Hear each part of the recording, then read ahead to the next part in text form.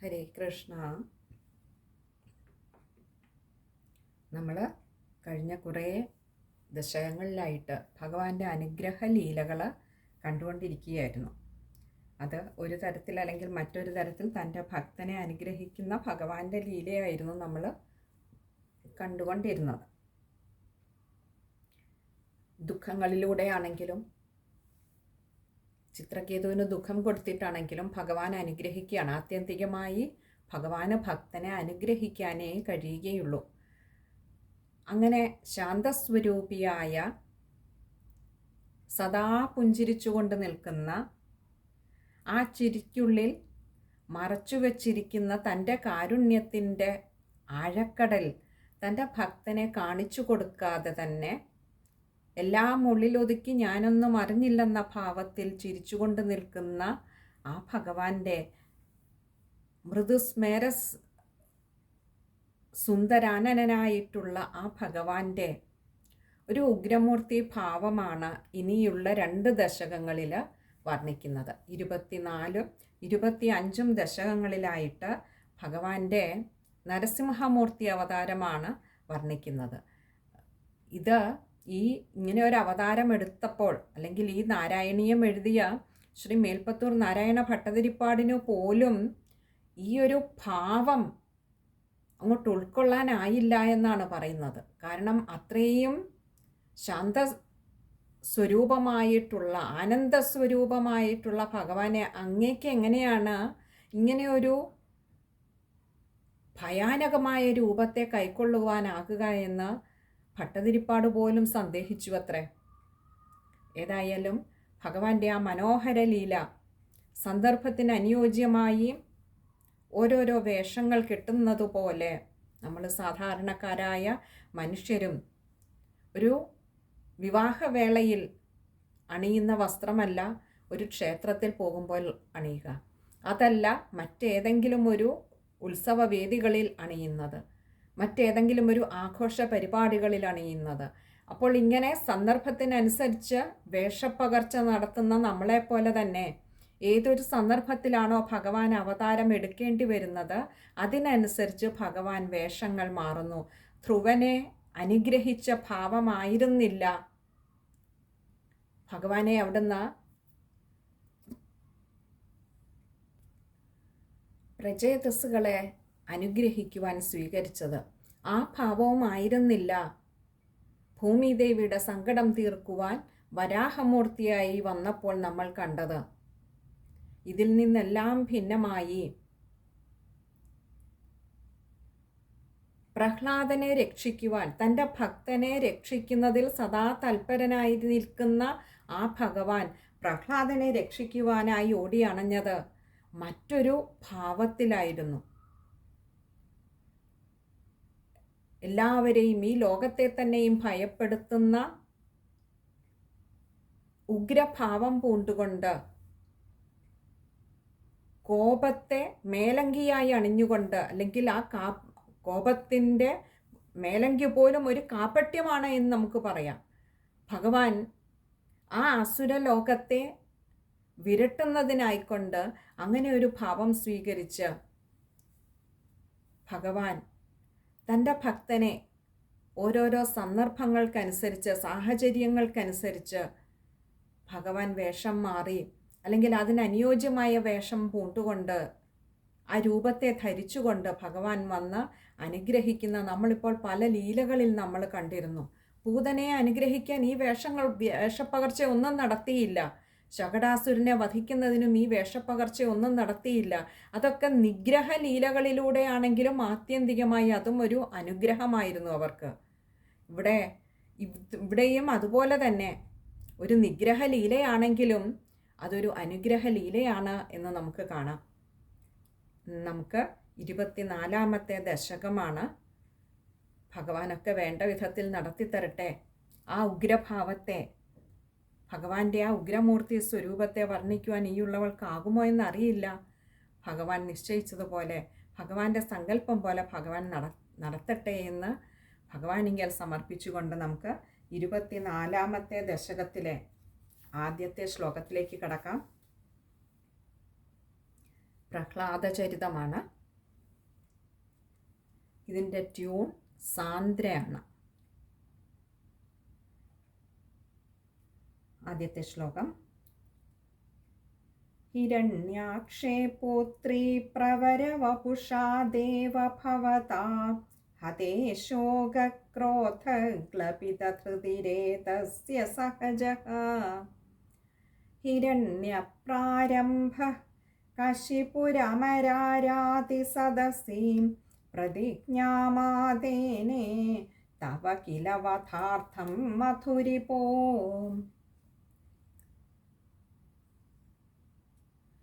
ഇവിടെ ഈ ഒരു തുടക്കത്തിലെ ശ്ലോകം, അതിലൂടെ ശ്രീ മേൽപ്പത്തൂർ നാരായണ ഭട്ടതിരിപ്പാട് നമ്മളെ കൂട്ടിക്കൊണ്ടു പോകുന്ന ഹിരണ്യകശിപുവിൻ്റെ സദസ്സിലേക്കാണ്. നമ്മൾ ഹിരണ്യാക്ഷൻ്റെ വധം നമ്മൾ കണ്ടിരുന്നു. വരാഹമൂർത്തിയായി വന്ന ഭഗവാൻ ആ ഹിരണ്യാക്ഷനെ വധിച്ചത് നമ്മൾ കണ്ടതായിരുന്നു. 11, 12 ഒക്കെ ദശകങ്ങളിലായിട്ട് നമ്മൾ കണ്ടിരുന്നു. ഇനിയും അതറിയുന്ന ഹിരണ്യകശിപുവിൻ്റെ സഭയിലെ പ്രതികരണം, അല്ലെങ്കിൽ ഭഗവാന്റെ അവതാരത്തിലേക്ക്, നരസിംഹാവതാരത്തിലേക്ക് നയിച്ച സംഭവം, അതിൻ്റെ തുടക്കം ഹിരണ്യാക്ഷവധമായിരുന്നു. ആ ഹിരണ്യാക്ഷവധത്തിലൂടെ ഭഗവാൻ തൻ്റെ ഭക്തനായിട്ടുള്ള ആ പ്രഹ്ലാദനെ സംരക്ഷിക്കുന്നതിന് അന്നേ ആ ഒരു ഉത്തരവാദിത്വം ഭഗവാൻ ഏറ്റെടുത്തിരുന്നു. അതുകൊണ്ട് അതിനൊരു നാന്ദി കുറിക്കുകയായിരുന്നു. ആ ഭക്തപ്രഹ്ലാദനെ സംരക്ഷിക്കുന്നതിനൊരു നാന്ദി കുറിച്ചതായിരുന്നു ഹിരണ്യാക്ഷൻ്റെ വധത്തിലൂടെ എന്ന് വേണമെങ്കിൽ കരുതാം. കാരണം ഭക്തപ്രഹ്ലാദനെ ദ്രോഹം ചെയ്യുന്നവരെ ഒന്നൊന്നായി ഇല്ലാതെയാക്കണമെങ്കിൽ, ആ സഭയിലേക്ക് തനിക്ക് കടന്നു വരണമെങ്കിൽ അതിനൊരു നിമിത്തമായി മറ്റു പലരും പലതും മാറേണ്ടിയിരിക്കുന്നു എന്ന് ഭഗവാന് തോന്നിയിരുന്നു. നമ്മുടെയൊക്കെ ജീവിതത്തിൽ പലരും പലതിനും നിമിത്തമായി മാറുമ്പോൾ നമുക്കൊക്കെ പലപ്പോഴും ദുഃഖം തോന്നാറുണ്ട്, സങ്കടം തോന്നാറുണ്ട്. എങ്കിലും എന്നോടത് വേണ്ടിയിരുന്നില്ല എന്ന് നമ്മൾ പലരെയും കുറിച്ച് തോന്നാറില്ല മനസ്സിൽ. പക്ഷേ ഒന്നുകൂടി ആഴത്തിൽ മനസ്സിലാക്കിയാൽ അതൊക്കെ ഈശ്വര നിശ്ചയമായിരുന്നു. ഈശ്വര നിശ്ചയം നടപ്പിലാക്കുന്നതിനായി പലരും പലതും നിമിത്തമാവുക മാത്രമാണ് ചെയ്യുന്നത്. ഇനിയും ഇവിടെ പറയുകയാണ്, ഹിരണ്യാക്ഷേ പോത്രി പ്രവരവപുഷ. ഹിരണ്യാക്ഷേ എന്ന് പറഞ്ഞാൽ ഹിരണ്യാക്ഷൻ, പോത്രി പ്രവരവപുഷ.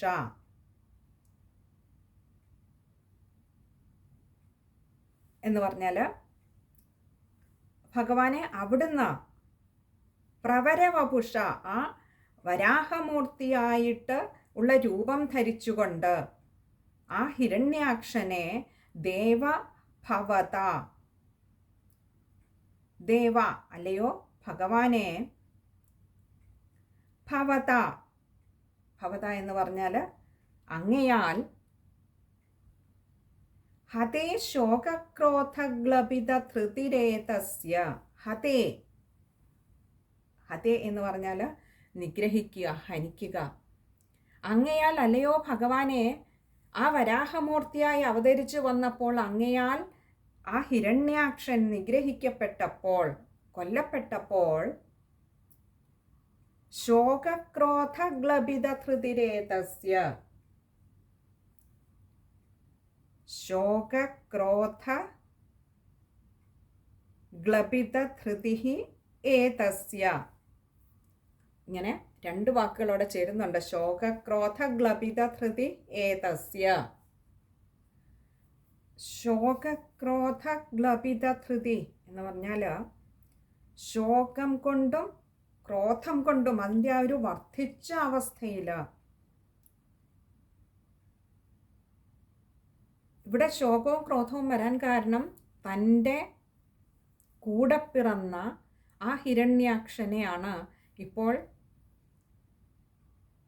സാക്ഷാൽ ഭഗവാൻ തന്നെ വരാഹമൂർത്തിയായി അവതരിച്ചുകൊണ്ട് നിഗ്രഹിച്ചത്. ആ നഷ്ടത്തിൻ്റെ ദുഃഖം, ഒറ്റപ്പെടലിൻ്റെ വേദന, അതിന് ഹേതുവായതിനോടുള്ള ക്രോധം, ഇങ്ങനെ ശോകവും ക്രോധവും കൊണ്ട് ആ ഒരു അതിൻ്റെ വർധന കൊണ്ട് അതിൻ്റെ ഒരു വർദ്ധിച്ച അവസ്ഥയിൽ ഇപ്പോൾ സന്തോഷം എന്താണെന്ന് പോലും അറിയാൻ വയ്യാത്ത അവസ്ഥയിലേക്ക് മാറിയിരിക്കുന്നു. ആരാണ് എന്ന് വെച്ചാൽ ഏതസ്യ എന്ന് പറഞ്ഞാൽ ഈ സഹജഹ എന്ന് പറഞ്ഞാൽ കൂടെ ജനിച്ച, സഹജഹ കൂടെ ജനിച്ച, അതായത് സഹോദരനായിട്ടുള്ള ഹിരണ്യപ്രാരംഭ കശിപുരമരാരാതി സദസി. ഹിരണ്യപ്രാരംഭ, ഹിരണ്യൻ എന്ന പ്രാരംഭ മുൻപിൽ വരുന്ന കശിപുരമരാരാതി സദസി. കശിപുഹു അമരാരാതി സദസി, ഇങ്ങനെ രണ്ട് വാക്കുകൾ ചേരുന്നതാണ് കശിപുരമരാരാതി സദസി. കശിപുഹു എന്ന് പറഞ്ഞാൽ ആ ഹിരണ്യൻ എന്നു മുൻപിൽ വരുന്ന കശിപു, അതായത് ഹിരണ്യകശിപു അമരാരാതി സദസി പറഞ്ഞാൽ ഈ അമരാരാതി എന്ന് പറഞ്ഞാൽ അസുരന്മാരാണ്. അസുരന്മാരുടെ സദസ്സിൽ വെച്ച്, ഹിരണ്യകശിപുവിൻ്റെ സദസ്സിൽ വെച്ച്, തൻ്റെ രാജസദസ്സിൽ വെച്ച് പ്രതിജ്ഞാമാതേനെ, പ്രതിജ്ഞാം ആതേനെ, ഇങ്ങനെ രണ്ട് വാക്കുകൾ ചേരുന്നതാണ് പ്രതിജ്ഞാമാതേനെ. പ്രതിജ്ഞാം എന്ന് പറഞ്ഞാൽ പ്രതിജ്ഞയെ, ആതേനെ എന്ന് പറഞ്ഞാൽ ചെയ്തുവല്ലോ. എന്ത്? തവ കിലവഥാർത്ഥം മുരരിപോ, തവ കിലവഥാർത്ഥം. തവ എന്ന് പറഞ്ഞാൽ അല്ലയോ ഭഗവാനെ, അങ്ങയുടെ വധാർത്ഥം, അങ്ങയെ വധിക്കുമെന്ന്, അങ്ങയെ നിഗ്രഹിക്കുമെന്ന് ആ രാജസദസ്സിൽ വെച്ച് ഹിരണ്യകശിപു പ്രതിജ്ഞ ചെയ്തുവല്ലോ. മുരരിപോ, അല്ലയോ മുരഹരിയായിട്ടുള്ള, അല്ലയോ ഗുരുവായൂരപ്പ, മുരാന്തക ഭഗവാനെ, അവിടുത്തെ നിഗ്രഹിക്കുമെന്ന്. കാരണം അവിടുന്ന് നിമിത്തമായിട്ടാണ്, അവിടുന്നാണ് ആ ഹിരണ്യാക്ഷനെ കൊന്നതെന്നിപ്പോൾ ഹിരണ്യകശിപു അറിഞ്ഞിരിക്കുന്നു. അപ്പോൾ ആ രാജസദസ്സിൽ വെച്ച് തൻ്റെ വർദ്ധിച്ച ആ ക്രോധവും ശോകവും നിമിത്തം ആ സദസ്സിൽ വെച്ച് തന്നെ അറിഞ്ഞപ്പോൾ തന്നെ പ്രതിജ്ഞ ചെയ്തു. എന്ത്? ഭഗവാനെ, തൻ്റെ സഹോദരനായ ഹിരണ്യാക്ഷനെ കൊന്ന ഹിരണ്യാക്ഷനെ കൊന്ന ആ ഭഗവാനെ താൻ നിഗ്രഹിക്കുമെന്ന് ഉറച്ചൊരു പ്രതിജ്ഞയെടുത്തു ആ ഹിരണ്യകശിപു. കാരണം അവിടെ ആ ഹിരണ്യകശിപുവിന് കൂടപ്പിറപ്പ് നഷ്ടപ്പെട്ടെങ്കിലും ബാക്കി ആ അസുരപ്പട എല്ലാം, അസുരന്മാരുടെ ആ കൂട്ടം മുഴുവൻ തന്നെയും തനിക്ക് ബലമായിട്ടുണ്ട്. തൻ്റെ ബലം മാത്രമല്ല, അപ്പോൾ ആ ഒരു അഹങ്കാരത്തിന് ലേശം പോലും കുറവ് വന്നിട്ടില്ല, അല്ലെങ്കിൽ ഒരു ഭയം ഒട്ടും തന്നെ തൻ്റെ ഉള്ളിൽ ഉണ്ടായിട്ടില്ല എന്നർത്ഥം. ഭഗവാന് ഹിരണ്യാക്ഷനെ നിഗ്രഹിക്കാമെങ്കിൽ ഹിരണ്യകശിപുവിനെ നിഗ്രഹിക്കാൻ വലിയ ബുദ്ധിമുട്ടൊന്നുമില്ല എന്ന് ഭഗവാൻ പരോക്ഷമായി കാണിച്ചു കൊടുക്കുകയായിരുന്നു. പക്ഷെ അത് ഗ്രഹിക്കുവാൻ അഹങ്കാരത്താൽ തുള്ളിത്തുളുമ്പി നിൽക്കുന്ന ആ ചിത്തത്തിന് അത് അംഗീകരിക്കുവാൻ കഴിഞ്ഞില്ല, അതിനെ ഉൾക്കൊള്ളുവാൻ കഴിഞ്ഞില്ല. തൻ്റെ അഹങ്കാരത്തിൽ നിന്നും ഒട്ടും പിറകോട്ട് പോകാതെ ആ അസുരന്മാരുടെ സദസ്സിൽ വെച്ച് ഹിരണ്യകശിപു പ്രതിജ്ഞ ചെയ്തു, എൻ്റെ സഹോദരനെ കൊന്ന ആ വിഷ്ണുവിനെ ഞാൻ വധിച്ചിരിക്കും എന്ന് പ്രതിജ്ഞ ചെയ്തു. നമുക്ക് ആ ശ്ലോകം ഒന്നുകൂടി നോക്കാം. ഹിരണ്യാക്ഷേ പോത്രി പ്രവരവപുഷാ ദേവ ഭവതാ ഹതേ ശോകക്രോധഗ്ലപിതധൃതിരേതസ്യ സഹജഃ ഹിരണ്യപ്രാരംഭഃ കശിപുരമരാരാതി സദസി പ്രതിജ്ഞാമാതേനേ തവ കില വധാർത്ഥം മുരരിപോ. അങ്ങനെ ഭഗവാന്റെ വരാഹാവതാരം, ഹിരണ്യാക്ഷവധം, ഇനിയും വരാനിരിക്കുന്ന നരസിംഹാവതാരത്തിനുള്ള നാന്ദി കുറിച്ചു ഇവിടെ ഹിരണ്യകശിപു. അഥവാ ഹിരണ്യകശിപു തൻ്റെ തന്നെ അന്ത്യത്തിനുള്ള ഒരുക്കം കൂട്ടുകയായിരുന്നു ഇവിടെ നിന്നും. ഈ ഒരു സത്യപ്രതിജ്ഞ, ഈ ഒരു പ്രതിജ്ഞയിലൂടെ ഹിരണ്യകശിപു തൻ്റെ മരണം ക്ഷണിച്ചു വരുത്തുകയായിരുന്നു. കാരണം ഇനി അങ്ങോട്ട് ചെയ്ത കർമ്മങ്ങൾ അങ്ങനെയായിരുന്നു. നമുക്ക് നോക്കാം രണ്ടാമത്തെ ശ്ലോകം. വിധാതാരം ഘോരം സഖലു തപസിത്വാ നചിരത പുരസാക്ഷാത് കുർവൻ സുരനരമൃഗാദ്യൈരനിധനം വരം ലബ്ധ്വാ ദൃപ്തോ ജഗദിഹ ഭവന്നായകമിദം പരിക്ഷുന്ദന്നിന്ദ്രാദഹരത ദിവം ത്വാമഗണയൻ. അപ്പോൾ ഇങ്ങനെ ഒരു പ്രതിജ്ഞയൊക്കെ ചെയ്തു കഴിഞ്ഞപ്പോൾ ഹിരണ്യാക്ഷനെ ഭഗവാൻ കൊന്നു എന്നുള്ളത് കൊണ്ട് ഹിരണ്യകശിപുവിന് നന്നായിട്ടറിയാം ഈ ഹിരണ്യാക്ഷനെ കൊന്നിട്ടുണ്ടെങ്കിൽ ആ വിഷ്ണു ഭഗവാൻ, ആ ശ്രീഹരി ഭഗവാൻ നിസ്സാരനല്ല എന്ന്. കാരണം അതികായനായിരുന്നു, ബലം കൊണ്ടും അഹങ്കാരം കൊണ്ടും അതിൻ്റെ അത്യുച്ചത്തിൽ നിന്നിരുന്ന ആളായിരുന്നു ഹിരണ്യാക്ഷൻ. അങ്ങനെയുള്ള ഹിരണ്യാക്ഷനെ കൊല്ലാൻ ആ ഭഗവാന് കഴിഞ്ഞുവെങ്കിൽ ആള് നിസ്സാരക്കാരനല്ല എന്ന് നന്നായിട്ടറിയാം. അതുകൊണ്ട് എന്താ ചെയ്തേ? വിധാതാരം ഘോരം സഖലു തപസിത്വ.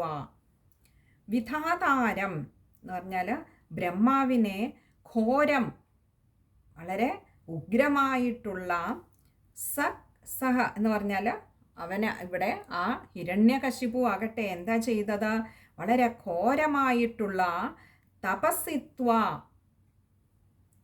തപസ് ചെയ്തിട്ട്, വളരെ ഉഗ്രമായിട്ടുള്ള തപസ്സായിരുന്നു. ബ്രഹ്മാവിനെ പ്രീതിപ്പെടുത്തുന്നതിനായിക്കൊണ്ട് ഉഗ്രമായിട്ടുള്ള തപസ് ചെയ്തു. എന്നിട്ട് ന ചിരതഹ, ന എന്ന് പറഞ്ഞാൽ ഇല്ല, ചിരതഹ താമസം, അധികം താമസിയാതെ തന്നെ ആ ബ്രഹ്മാവ് പുര സാക്ഷാത്കുർവൻ, പുര എന്ന് പറഞ്ഞാൽ മുൻപിൽ, സാക്ഷാത്കുർവൻ എന്ന് പറഞ്ഞാൽ അങ്ങോട്ട് സാക്ഷാത്തായിട്ട് പ്രത്യക്ഷപ്പെട്ടു. തിരുമുൻപിൽ ആ ഹിരണ്യകശിപുവിൻ്റെ മുൻപിൽ അങ്ങോട്ട് ഭഗവാൻ, ആ ബ്രഹ്മാവ് പ്രത്യക്ഷപ്പെട്ടു. എന്നിട്ട് സുരനരമൃഗാദ്യൈരനിധനം, ആവശ്യപ്പെട്ട വരം വളരെ വിചിത്രമായിട്ടുള്ളതായിരുന്നു. കാരണം ഹിരണ്യകശിപുവിനറിയാം വധിക്കാതിരിക്കുക എന്നുള്ളത്, അല്ലെങ്കിൽ മരണത്തെ ഒഴിവാക്കുക എന്നുള്ളത് അസാധ്യമാണ്. ജനനമെടുത്ത എല്ലാത്തിനും മരണം നിശ്ചിതമാണ്.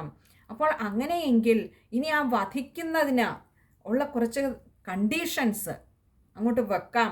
അങ്ങനെ ഒരു വരം നേടിയാൽ തന്നെ ആർക്കും കൊല്ലാനാകില്ലല്ലോ എന്നാണ് ഹിരണ്യകശിപു ചിന്തിച്ചത്. അതുകൊണ്ട് എന്താ പറഞ്ഞത്? സുര നരമൃഗാദ്യൈരനിധനം. സുരന്മാര്, ദേവന്മാര്, നരന്മാര്, മനുഷ്യര്, മൃഗാദ്യൈ മൃഗങ്ങളാൽ, മൃഗ ആദ്യൈ എന്ന് ഉദ്ദേശിച്ചത് കൊണ്ട് തന്നെ ഇവിടെ മൃഗങ്ങൾ മാത്രമല്ല പക്ഷികൾ എല്ലാം, മൃഗങ്ങൾ, തിര്യക്കുകൾ എല്ലാം കൂടി ചേർത്തിട്ടാണ് ഇവിടെ പറഞ്ഞിരിക്കുന്നത്. അതുകൊണ്ടാണ് ആദ്യൈ എന്നൊരിത് പറഞ്ഞത്. അതായത് ദേവന്മാര്, അസുരന്മാര്, ദേവന്മാര്, മനുഷ്യന്മാര്, അതുപോലെ മൃഗങ്ങൾ, പക്ഷികൾ തുടങ്ങിയവയാലൊക്കെ അനിധനം. അനിധനം എന്ന് പറഞ്ഞാൽ കൊല്ലപ്പെടരുത്, മരണമുണ്ടാവരുത്, ഇവരാൽ ഒന്നും എനിക്ക് മരണമുണ്ടാകരുത്.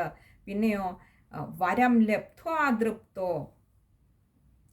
വരം ലബ്ധ്വ, അങ്ങനെയൊരു വരം ലബ്ധ്വ കിട്ടിയിട്ട് ദൃപ്തോ എന്ന് പറഞ്ഞാൽ, ദൃപ്തഹ എന്ന് പറഞ്ഞാൽ കൂടുതൽ അഹങ്കാരം അങ്ങോട്ടായി. ഇവിടെ ഈ വരം കൂടുതൽ കാര്യങ്ങൾ പറയുന്നുണ്ട്.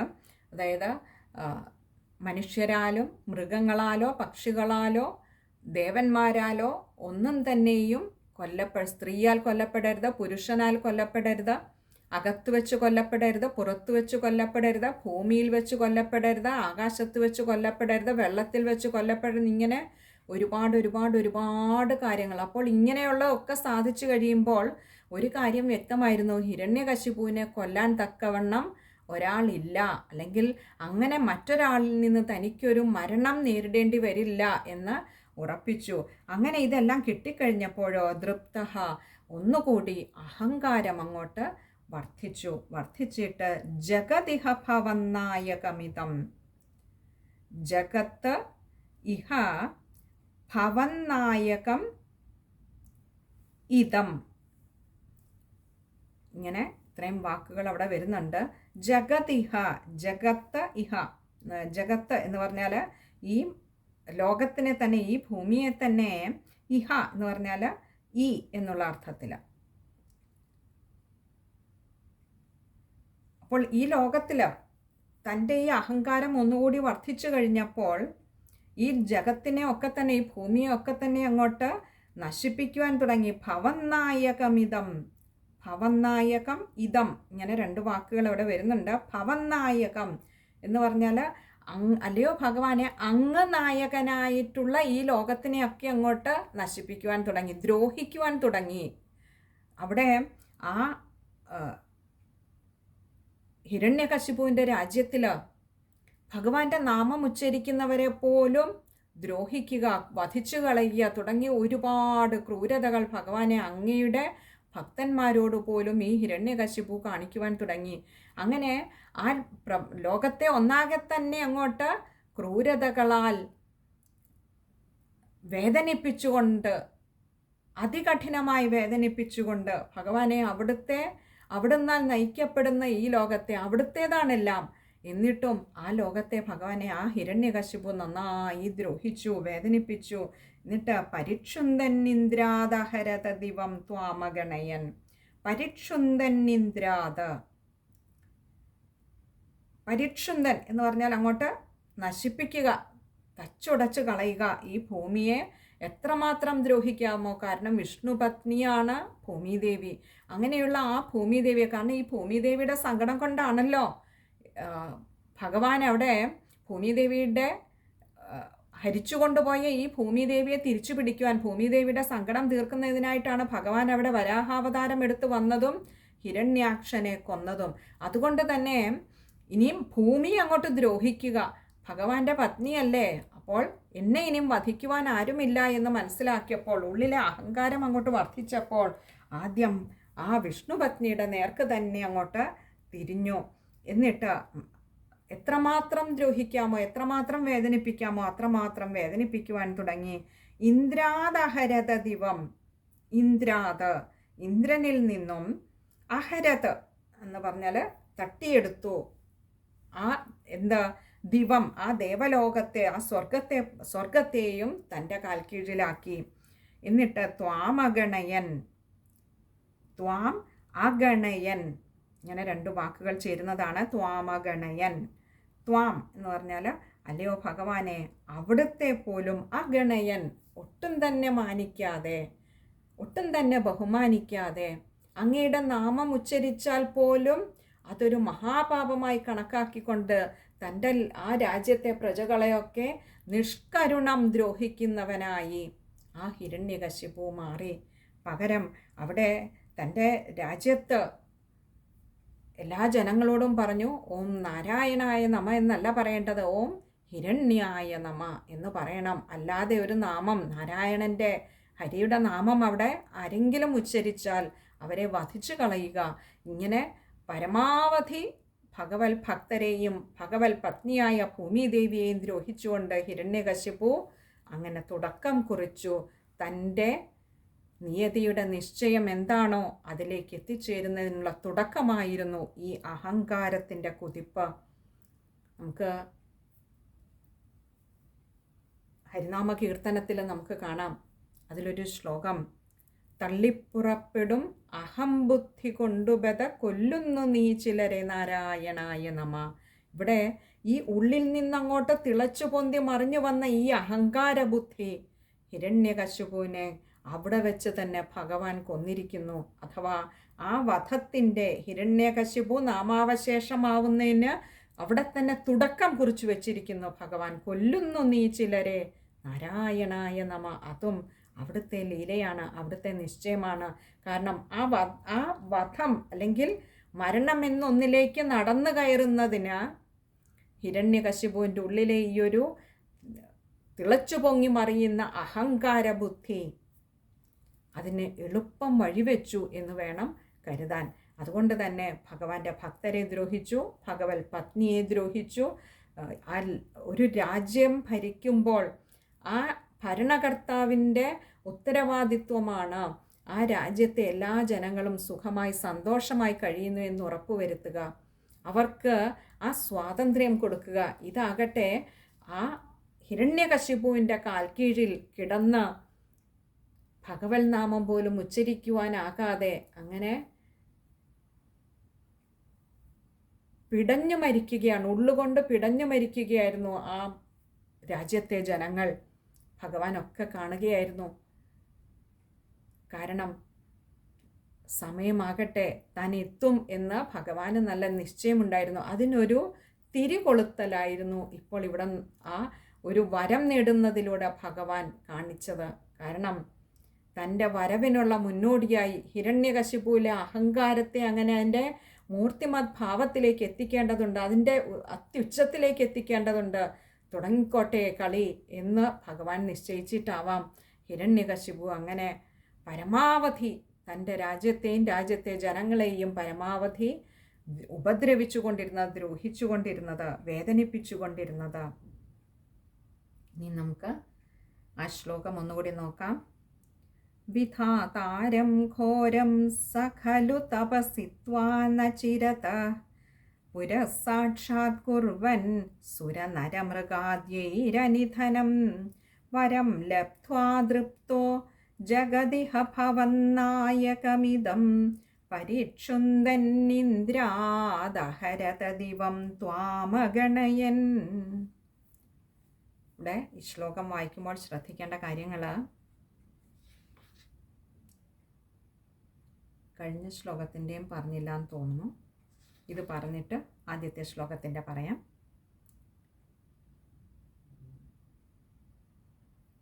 പുരഃ സാക്ഷാത് കുർവൻ, അവിടെ പുരഃ വിസർഗമുണ്ട്. അതുപോലെ സുരനരമൃഗാദ്യൈരനിധനം, രായ്ക്ക് അകാരം കൊടുത്തു വായിക്കുക. പിന്നെ അടുത്തത് ഭവന്നായകമിതം, അവിടെ ഭവന്നായകം ഇതമാണ്, അത് ശ്രദ്ധിക്കുക. അതുപോലെ പരിക്ഷുന്ദന്നിന്ദ്രാദഹരത, പരിക്ഷുന്ദന്നിന്ദ്രാദ്, അവിടെ ഇന്ദ്രാദാണ്. അതുപോലെ ഇന്ദ്രാദഹരത, ദായ്ക്ക് അകാരം കൊടുത്ത് അഹരത, അത് ശ്രദ്ധിക്കുക. അതുപോലെ ത്വാമഗണയൻ, ത്വാം അഗണയനാണ്. പിന്നെ അടുത്തത് നമ്മൾ ആദ്യത്തെ വരിയിൽ വിധാതാരം ഘോരം സഖലു തപസിത്വാൻ ന ചിരതഃ, അവിടെ ചില ഗ്രന്ഥങ്ങളിൽ ന ചിരതഃ 2 വാക്കുകളായിട്ടായിരിക്കും കൊടുത്തിരിക്കുന്നത്. അങ്ങനെയെങ്കിൽ അങ്ങനെ, അതല്ല ന ചിരതഃ എന്നുള്ളതാണെങ്കിൽ അവിടെ ഒന്ന് ന കഴിഞ്ഞ് ഒന്ന് ചെറുതായിട്ടൊന്ന് ഒരു ചെറിയൊരു ഇത് കൊടുത്ത് വായിക്കുന്നതാവും നല്ലത്. ന ചിരതഃ, അവിടെയും വിസർഗമുണ്ട്, അത് ശ്രദ്ധിക്കുക. പിന്നെ ഇനി ആദ്യത്തെ ശ്ലോകം വായിക്കുമ്പോൾ ശ്രദ്ധിക്കേണ്ട കാര്യങ്ങൾ, ഇവിടെ ഹിരണ്യാക്ഷേ പോത്രിപ്രവരവപുഷ, അവിടെ പോത്രിപ്രവരവപുഷ, കഴിയുന്നതും അത് ചേർത്ത് തന്നെ വായിക്കുക. അതുപോലെ ശോകക്രോധഗ്ലപിതധൃതിരേതസ്യ, അത് കഴിയുന്നതും അത് മുറിക്കാതെ തന്നെ അതങ്ങനെ വായിക്കുക. അവിടെ പദച്ഛേദം നടത്തുന്നുണ്ട് വായിക്കുമ്പോൾ. ഗ്ലപിതധൃതി ഏതസ്യാണ്, അത് ഗ്ലപിതധൃതിരേതസ്യ. അതുപോലെ സഹജ, അവിടെ ഒരു വിസർഗമുണ്ട്. അതുപോലെ ഹിരണ്യപ്രാരംഭ, അവിടെയും വിസർഗമുണ്ട്. കശിപുരമരാരാതി സദസി, കശിപു അമരാരാതിയാണ്, രായ്ക്ക് അകാരം കൊടുത്തു വായിക്കുക. കശിപുരമരാരാതി സദസി. അതുപോലെ പ്രതിജ്ഞാമാതേനെ, പ്രതിജ്ഞാം ആതേനെയാണ്, അവിടെയും അകാരം നീട്ടിയെടുക്കുക. ഇത് ഇത്രയും കാര്യങ്ങളാണ് ആ ഒരു ശ്ലോകം വായിക്കുമ്പോൾ ശ്രദ്ധിക്കേണ്ടതായിട്ടുള്ളത്. ഇനി നമുക്ക് 3ാമത്തെ ശ്ലോകം അടുത്ത സത്സംഗത്തിൽ കാണാമെന്ന് കരുതുന്നു. ഹരേ കൃഷ്ണ.